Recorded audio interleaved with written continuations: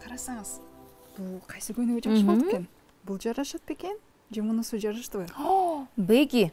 Да. Бул деген үйлөнүп үлпөт көйнөктөрү го я? Ооба да. Айнура, ошондой турайбыз.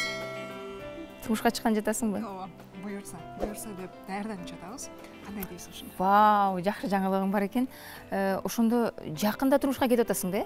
Буюрса. Бирок бул деген билесиңби, абдан бир жоопкерчиликтүү кадам. Даярсыңбы өзүң?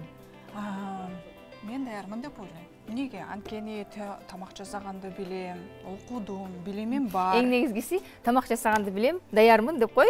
Ооба, да, кандай деш керек? Да, кандай даяр болуш керек? Саламатсыңарбы? Эмнеге даярданып атасың?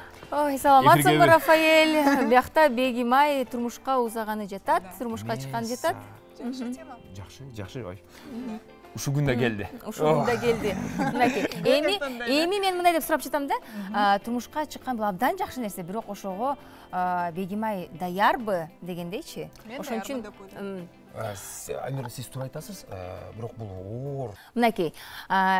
Бегимай Кудай буйруса турмушка чыгат. Бирок мен азыр сурап атканымда, чындыгында даярбы Бегимай даярсыңбы десем, мен тамак жасаганды билем, окуумду бүттүм, бардыгы даяр дейт. Ооба, туура. Дагы эмне керек? Наз көрдүңүз, биздин кызыбыз турмуш жолуна узаганы турат да.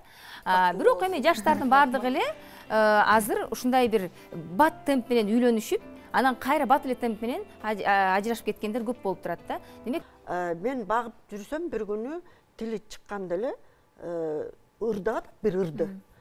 Анан мен үйрөткөн эмесмин, мен бул жомокту айткан эмесмин. Кечинде апасы келгенде сурадым, мен боюмда бар да ушул ырды мынтип ырдачымын деди, ырды ырдачу элем деп. Барыбыз таң калдык. Көрдүңөрбү? Түйүлдүк ичинде өсүп атканда угат. Ушу биринчи жумада кандай дейlik байланыш бар да, эне менен баланын ортосунда. Аябай тыкыз байланыш бар. Себеби алардын каны бир жүрөк кагышы менен биринчи бала өсөт. Биякты карап туруп айтып коюңуз. Өзүнө суроо берип көрчү. Даярсызбы да? Илгери деген эркек кишилер кирип келип сөз менен айтчу эмес. Камчысы кандай келатат? Салаңдап келатабы? Кончуна сайып келатабы?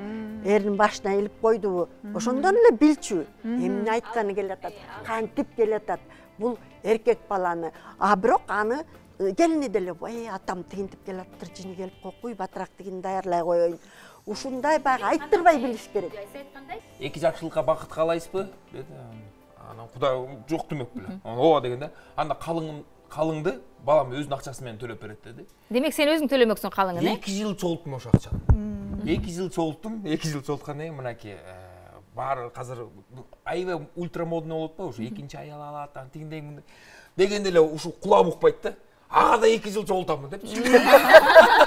Бул атам болсо мага сразу эле ответственность. Бул тарбия берип койгон экен да, мындайча айтканда. Ушу 2 жыл чогулткан акча мен анткени ушу келинчегиме 2 жыл чогултуп жеттим да. Мен ончук эмесмин.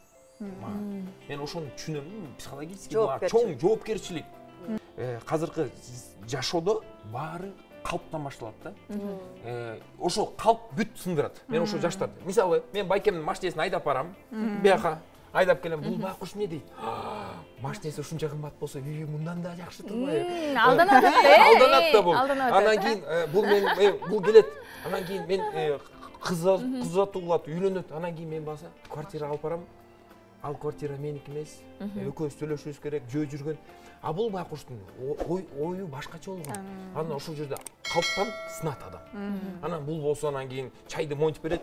Анткени кайненесин башкача элестеткен ал үй бүлөнү башкача. Мынакей көрдүңүздөрбү, биз бүгүн бул ушундай олуттуу маселени каада салт тарабынан дагы, психология тарабынан дагы, анан дагы мырзанын көз карашы менен дагы мындай карадык, бардык призмадан. Мен ойлойм, сиздерге бул маселеде кандайдыр биз керектүү, пайдалуу болгон жоопторду алып бердик деп. Андыктан биздин конокторубузга чоң рахмат.